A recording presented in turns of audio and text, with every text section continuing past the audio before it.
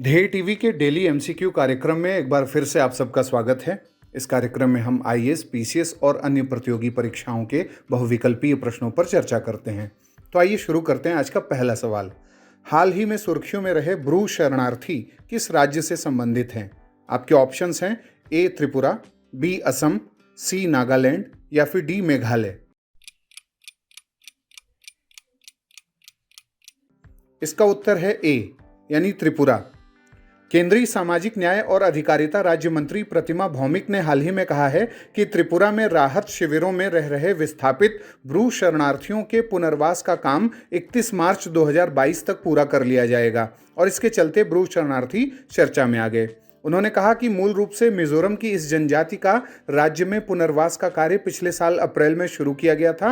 अब तक कुल 6,950 शरणार्थियों में से 43% परिवारों के पुनर्वास यानी रिहैबिलिटेशन का काम पूरा कर लिया गया है।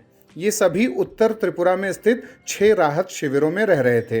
हजारों की संख्या में ब्रू जनजाति कंचनपुर और पानी सागर के राहत शिविरों में 1997 से रह रहे हैं। वे पड़ोसी राज्य मिजोरम में जातीय संघर्ष के बाद वहां से भागकर त्रिपुरा आ गए थे। उनकी संख्या अब बढ़कर 30,000 से अधिक हो गई है। अधिकारियों के मुताबिक 3,000 शरणार्थियों का पुनर्वास किया जा चुका है और अब 3,959 लोग राहत शिविरों में रह रहे हैं। अब बात करते हैं दूसरे सवाल की।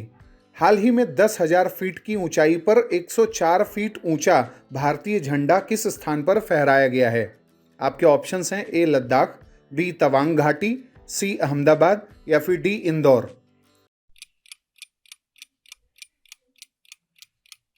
इसका उत्तर है बी। हाल ही में अरुणाचल प्रदेश के तवांग शहर में देश का दूसरा सबसे ऊंचा तिरंगा झंडा जो 104 फीट लंबा है फहराया गया। अरुणाचल प्रदेश के मुख्यमंत्री पेमा खांडू ने तवांग के नगंगपा नटमे यानी बुद्धा पार्क में 104 फीट लंबा राष्ट्रीय ध्वज फहराकर एक नया रिकॉर्ड कायम कर दिया है। इस ध्वज को तवांग शहर में कहीं से भी देखा जा सकता है। बता दें कि देश का सबसे बड़ा राष्ट्रीय ध्वज केंद्र शासित प्रदेश लद्दाख में है, जिसकी लंबाई 225 फीट और चौड़ाई 150 फीट है। अरुणाचल प्रदेश से गुजरने वाले वास्तविक नियंत्रण रेखा के पास चीन की बढ़ती गतिविधियों के बीच झंडा फहराया गया है। तवांग शहर अरुणाचल प्रदेश की राजधानी ईटानगर से 448 किलोमीटर उत्तर पश्चिम में लगभग 3,048 मीटर की ऊंचाई पर स्थित है। बौद्ध धर्म के अनुयायियों के लिए यह शहर काफी महत्व रखता है। तवांग मठ एशिया का दूसरा सबसे बड़ा और सबसे पुराना मठ है जो 3400 मीटर की ऊंचाई पर स्थित है और यह एक लोकप्रिय पर्यटन स्थल है। अब बात करते हैं तीसरे सवाल की। हाल ही में किस देश में नया श्रम कानून लागू किया गया है जिसका लाभ प्रवासी भारतीयों को मिलेगा? आपके ऑप्शंस हैं ए बहरीन, बी ओमान, सी संयुक्त अरब अमीरात या फिर डी इजराइल। इसका उत्तर है सी।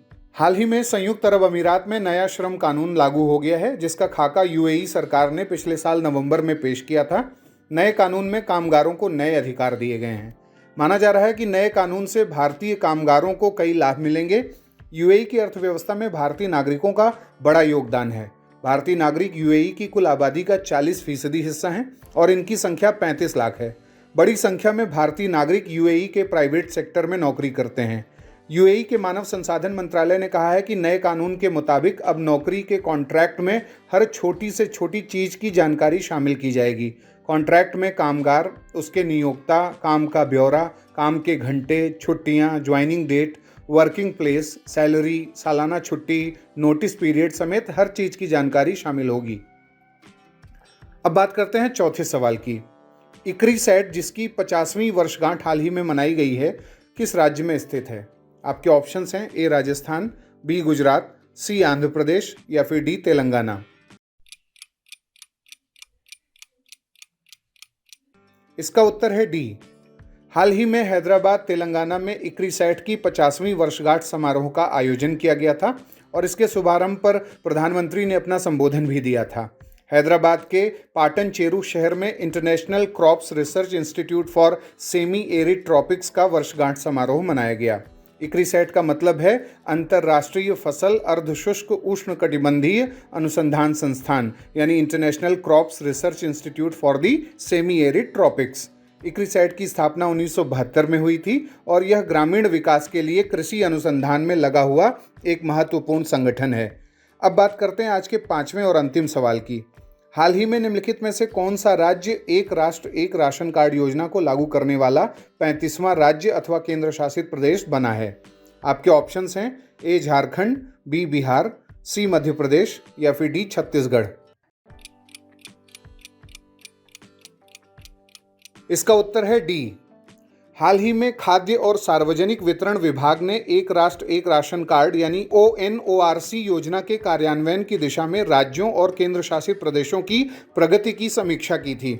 इस विभाग ने पोर्टेबिलिटी लेनदेन के सफल परीक्षण के बाद ONORC के तहत पोर्टेबिलिटी राज्यों और केंद्र शासित प्रदेशों के मौजूदा समूह में छत्तीसगढ़ को शामिल किए जाने को मंजूरी दे दी है और इसी के अनुरूप राष्ट्रीय खाद्य सुरक्षा अधिनियम राशन कार्डों की राष्ट्रव्यापी पोर्टेबिलिटी के लिए ONORC योजना को 2 फरवरी 2022 से छत्तीसगढ़ में लागू किया गया है।